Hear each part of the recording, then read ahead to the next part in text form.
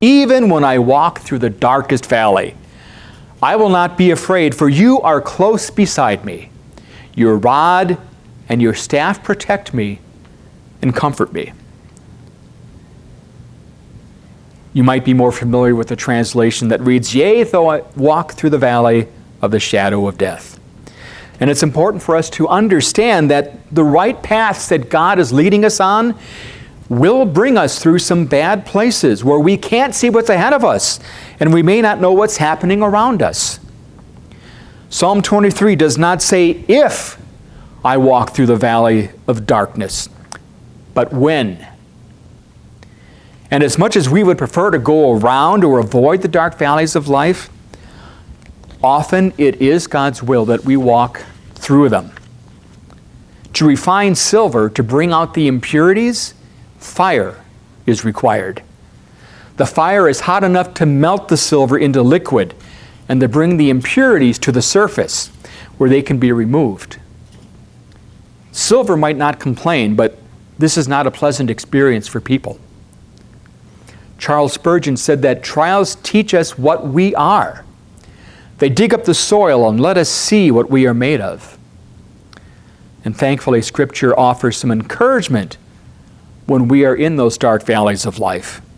James chapter 1, verse 2 says this, God blesses those who patiently endure testing and temptation. Afterward, they will receive the crown of life that God has promised to those who love Him. And Jesus said this in John chapter 16, verse 33. Here on earth you will have many trials and sorrows, but take heart because I have overcome the world.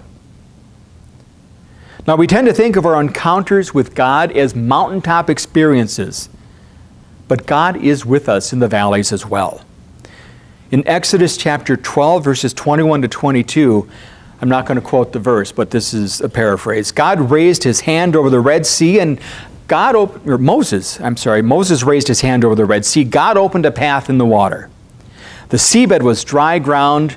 There were walls of water on either side. In Judges chapter 6, verses 11 to 12, Gideon, we find him threshing grain in the bottom of a winepress because he's hiding from the Midianites.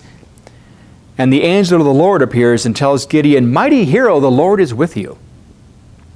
In both of these passages, the immediate troubles seem to conceal the presence or at least the capability of God.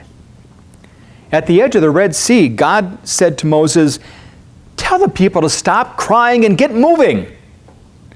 And when Gideon asked, If God is with me, why are these bad things happening? The angel's response was, Go with the strength you have and rescue Israel from the Midianites. In both of these passages, going through the dark valley experience was required. The Israelites had to go through the Red Sea with the army of Egypt hot on their heels.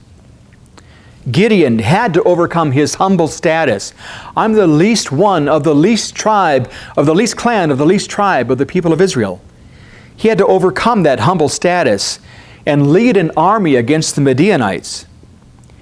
We also have to go through our dark valleys, but God goes through those dark valleys with us.